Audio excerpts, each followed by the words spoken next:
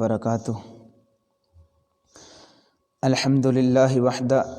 والصلاة والسلام علی من لا نبی بعد، اما بعد۔ قال اللہ تعالی فی القرآن المجید والفرقان الحمید: انا انزلناہ فی لیلۃ القدر، لیلۃ القدر خیر من الف شہر، تنزل الملائکۃ والروح فیہا باذن ربہم من کل امر، سلام ہی حتی مطلع الفجر۔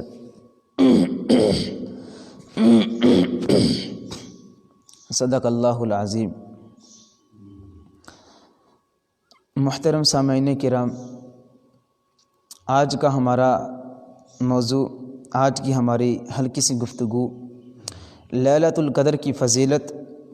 اور اس میں کرنے والے کام کے متعلقہ ہے۔ رمضان المبارک چونکہ انتہائی تیزی کے ساتھ اپنے اختتام پذیر ہونے جا رہا ہے، اللہ وحدہ لا شریک نے جہاں ہمیں بہت ساری چیزوں سے نوازا ہے، بہت ساری رحمتوں سے نوازا ہے، وہاں مالک کائنات نے ہمیں لیلۃ القدر عطا فرما کے، لیلۃ القدر کی فضیلت ہمارے سامنے رکھ کے، لیلۃ القدر جیسی رات دے کر اللہ وحدہ لا شریک نے ہمارے اوپر بہت بڑا احسان عظیم کیا ہے۔ چلتے ہیں اس لیلۃ القدر کی فضیلت کے بارے میں کچھ دیکھتے ہیں۔ قرآن مجید فرقان حمید میں اللہ وحدہ لا شریک نے بیان فرمایا: انا انزلناہ فی لیلۃ القدر، کہ لیلۃ القدر، قدر کی رات، عزت کی رات، یہ وہ رات ہے کہ جس رات کے اندر اللہ وحدہ لا شریک نے، مالک کائنات نے قرآن مجید فرقان حمید کی تکمیل فرمائی۔ یعنی انا انزلناہ فی لیلۃ القدر،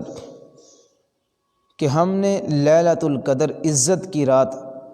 برکت کی رات، سبھی یہ معنی مفسرین نے کیے ہیں کہ لیلۃ القدر، قدر کی رات، ایسی رات کہ جس کے اندر اللہ کی رحمتیں برستی ہوں، ایسی رات کہ جس کے اندر اللہ وحدہ لا شریک کی جانب سے مغفرت نازل ہوتی ہو، اس کو قدر کی رات کہتے ہیں، اور یہ لیلۃ القدر کی رات ہے۔ اسی رات میں اللہ وحدہ لا شریک نے قرآن مجید فرقان حمید کو نازل فرمایا، اور اس کی مزید قدر، اس کی مزید عزت اللہ وحدہ لا شریک نے ہمیں سمجھاتے ہوئے بیان فرمایا کہ لیلۃ القدر خیر من الف شہر، کہ لیلۃ القدر کی جو رات ہے مسلمانوں، یہ رات 1000 مہینوں کی عبادت سے بہتر ہے۔ یہ نہیں فرمایا کہ 1000 مہینوں کی عبادت کی طرح ہے، بلکہ فرمایا کہ 1000 مہینوں کی عبادت سے بھی بہتر ہے، خیر ہے، بہتر ہے۔ 1000 مہینے کی عبادت سے بھی بہتر ہے۔ یہ کم و بیش 83 سال اور 4 مہینے بنتے ہیں۔ شاید ہماری اتنی عمر بھی کسی کی نہ ہو، لیکن اگر یہ رات مل جائے تو ہمارے لیے کتنی خوشخبری کی، کتنی حوصلہ افزائی کی بات ہے کہ اللہ وحدہ لا شریک جسے یہ رات عطا فرما دیں۔ اس کی مزید فضیلت بیان فرماتے ہوئے اللہ وحدہ لا شریک نے فرمایا کہ یہ رات ایسی رات ہے کہ اس رات میں تنزل الملائکۃ والروح فیہا، اس رحمت والی، برکت والی، مغفرت والی رات کے اندر اللہ کی جانب سے اللہ کے فرشتے بھی نازل ہوتے ہیں، اور اللہ وحدہ لا شریک بھی آسمان دنیا پہ موجود ہوتے ہیں۔ اب دیکھیں، ایک تو اللہ وحدہ لا شریک ہر رات کے پچھلے پہر آسمان دنیا پہ آتے ہیں، ایک تو اللہ وحدہ لا شریک بھی آسمان دنیا پہ موجود ہیں، اور دوسری اللہ وحدہ لا شریک کے فرشتے بھی آسمان دنیا پہ آ جائیں، تو اس سے بابرکت رات کون سی ہو سکتی ہے؟ اس سے بابرکت وہ گھڑی، وہ لمحہ کون سا ہو سکتا ہے کہ آپ کی مغفرت کے لیے آپ اللہ وحدہ لا شریک کے سامنے سجدہ ریز ہوں، اور فرشتے بھی آپ کے پاس موجود ہوں، اور اللہ وحدہ لا شریک کی ذات بھی بعلم ہی آپ کے ساتھ ہو۔ کیوں؟ کیونکہ نبی علیہ الصلوۃ والسلام نے بیان فرمایا کہ میرے صحابہ، رات کا جب پچھلا پہر ہوتا ہے تو اللہ وحدہ لا شریک آسمان دنیا پہ آتے ہیں اور آواز لگاتے ہیں: ہے کوئی ایسا رزق مانگنے والا کہ جسے میں رازق اسے رزق عطا فرماؤں؟ ہے کوئی بے اولاد تو میں جسے اولاد نصیب فرماؤں؟ یہ ہر رات کے پچھلے پہر ہوتا ہے، لیکن لیلۃ القدر بھی ایک رات ہے نا، اسی رات میں اللہ وحدہ لا شریک آئیں گے، اور اللہ وحدہ لا شریک نازل آسمان دنیا پہ آتے ہیں، تو اللہ وحدہ لا شریک جس رات میں آ جائیں اور اللہ کے فرشتے جس رات میں ملائکہ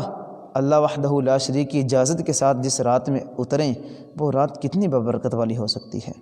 نبی علیہ الصلوۃ والسلام نے فرمایا کہ لیلۃ القدر، قدر والی رات کو رمضان کے آخری عشرے کی طاق راتوں میں تلاش کرو۔ اس کی فضیلت، اس کی اہمیت، اس کا اندازہ ہمیں اسی بات سے ہو جانا چاہیے کہ لیلۃ القدر کتنی فضیلت والی، کتنی برکت والی رات ہے۔ ہمیں اس بات سے اندازہ ہو جانے چاہیے کہ اللہ وحدہ لا شریک نے قرآن مجید میں اس رات کا الگ سے ایک ذکر فرمایا ہے، اور اس رات کے اندر کئی ایسے کام اللہ وحدہ لا شریک کرتے ہیں کہ جو ہمیں پتہ بھی نہیں ہوتا۔ کتنے ایسے لوگ ہیں کہ اللہ وحدہ لا شریک انہیں اسی رات کے اندر معاف کرتے ہیں، تو کیوں نہ ہو ہم بھی ایسے لوگوں میں شامل ہو جائیں، اس لیلۃ القدر کی رات کو جاگ کر سارے معاملات طے کر کے اللہ وحدہ لا شریک کے سامنے آ کر گڑ گڑائیں، روئیں، تاکہ اللہ وحدہ لا شریک ہمارے حال کے اوپر بھی رحم فرمائے۔ محترم سامعین کرام،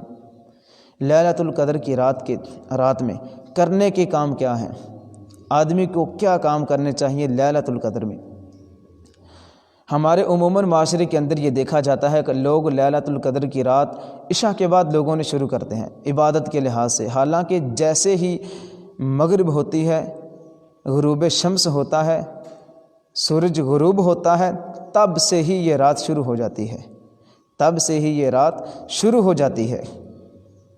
تو جیسے ہی نماز مغرب ہو تو یہ رات لیلۃ القدر کی شروع ہو جاتی ہے، تو اسی وقت سے ہی عبادت کے اندر مشغول ہو جائیں۔ یہ نہیں کہیں کہ رات قیام اللیل ہوگا، نماز تراویح ہوگی،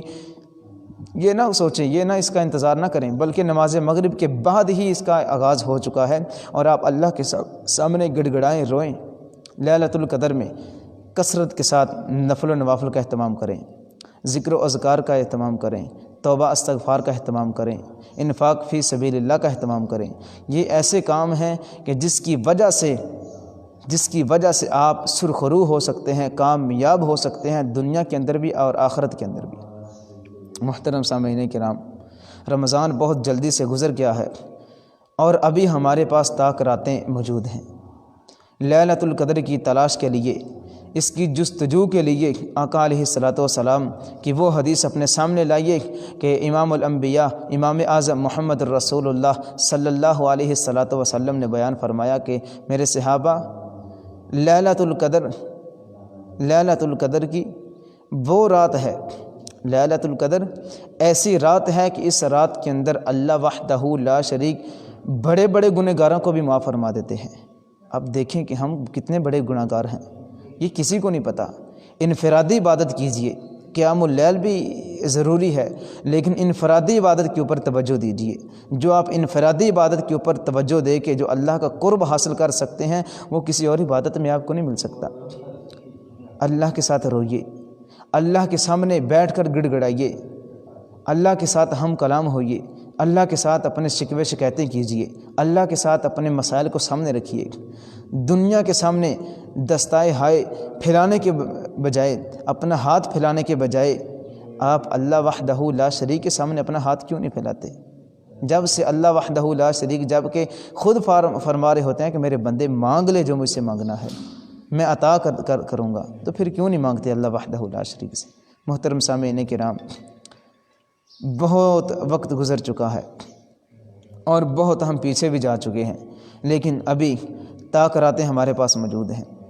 ابھی یہ طاق راتوں والی فضیلت، ابھی یہ طاق راتوں والی رحمت اللہ کی ہمارے پاس موجود ہے۔ اس رحمت کو سمیٹنے کے لیے تیار ہو جائیں۔ آج چونکہ نماز مغرب کے بعد دوسری رمضان المبارک کی طاق راتوں میں سے دوسری طاق رات ہے، اس طاق رات کے اندر نبی علیہ الصلوۃ والسلام کی اس حدیث کو سامنے رکھیے کہ آقا علیہ الصلوۃ والسلام خود بھی جاگتے اور اپنے گھر والوں کو بھی بیدار کرتے۔ خواتین بیچاری، ان کے اوپر بھی رحم فرمائیں، اپنے گھر والوں کے اوپر رحم فرمائیں، شفقت فرمائیں۔ پورا رمضان انہوں نے آپ کو پکوڑے، سموسے، سبھی چیزیں بہترین سے بہترین آپ کے پاس مہیا کیں، لیکن یہ طاق راتوں کے اندر اگر آپ کچھ نہ بھی کھائیں، اگر آپ طاق راتوں کے اندر انہیں بھی عبادت کا موقع دیں، تو اس حدیث کے تحت کہ جو آدمی اللہ وحدہ لا شریک کے اس حکم کو سامنے رکھتے ہوئے اپنے گھر والوں کو بھی جگاتا ہے، خود بھی جاگتا ہے طاق راتوں کے اندر، تو اسے ملتا کیا ہے میرے بھائیو؟ اللہ وحدہ لا شریک کی خوشنودی ملتی ہے، اللہ وحدہ لا شریک کی رحمت اسے ڈھانپ لیتی ہے۔ تو کیوں نہ ہو ہم بھی اللہ وحدہ لا شریک کی رحمت کی جانب بڑھیے اور لیلۃ القدر کی تلاش میں اپنے آپ کو گم کر دیں، لیلۃ القدر کی تلاش میں اپنے آپ کو ایسا گم کریں کہ آپ کا دل مطمئن ہو جائے، آپ کا دل اس بات کا اجازت دے کہ ہاں واقعہ ہی آپ نے اللہ وحدہ لا شریک کے سامنے گڑ گڑانے کا حق ادا کر دیا ہے۔ امام ابن قیم علیہ الرحمہ فرماتے ہیں، کسی نے آ کر پوچھا کہ مجھے کیسے پتہ چلے گا کہ یہی طاق رات ہے؟ تو امام صاحب فرمانے لگے کہ آنے والے تم نے سوال تو بہت بڑا کیا ہے، لیکن یاد رکھ جب تیرا دل اس بات کے اوپر مطمئن ہو جائے کہ تم نے لیلۃ القدر پانے کے لیے اپنی ساری کوششیں ساری کاوشیں بجا لاگ دی ہیں، اپنی تن من کو قربان کر دیا ہے طاق رات کے لیے، تو اس وقت سمجھ لے کہ اللہ وحدہ لا شریک نے تمہیں طاق رات عطا فرما دی ہے، اللہ نے تمہیں طاق رات عطا فرما دی ہے، اللہ نے تمہیں لیلۃ القدر عطا فرما دی ہے۔ سمجھ لے طاق رات کے اندر اپنی زبان کو اللہ کے ذکر سے تر رکھیے، اللہم انک عفو کریم تحب العفو فاعف عنی، اللہ کے سامنے سجدے میں جا کر اپنے آنسو بہائیے۔ اللہ وحدہ لا شریک سے دعا ہے کہ مالک کائنات ہمیں طاق رات کو تلاش کرنے کی توفیق نصیب فرمائے اور جستجو کرنے کی توفیق نصیب فرمائے، اور ہمارے جتنے گناہ ہو چکے ہیں اللہ وحدہ لا شریک ان گناہوں کو نیکیوں میں تبدیل فرمائے۔ ہمارے جو علماء کرام، مشائخ کرام، مفسرین، محدثین اس دنیا سے رخصت ہو چکے ہیں، ابھی گزشتہ دنوں عبد الحمید ہزاروی صاحب رحمہ اللہ تعالی نور اللہ مرقدہم علیہ الرحمہ، وہ اللہ کو پیارے ہو چکے ہیں۔ ان سبھی علماء کے لیے جو دین کی خدمت کرتے کرتے اللہ کے ہاں پہنچ چکے ہیں، ان کے لیے دعا بھی فرمائیں، اور ملک پاکستان کے لیے اپنے اہل و عیال کے لیے دعا فرمائیں۔ اللہ وحدہ لا شریک ان سبنا کے اوپر اپنی خاص رحمت نازل فرمائے، اور ہم جس وبا سے دوچار ہیں اللہ وحدہ لا شریک تمام مسلمان بھائیوں کو اس وبا سے دوری فرمائے، اس وبا سے نجات نصیب فرمائے۔ وآخر دعوانا ان الحمد للہ رب العالمین۔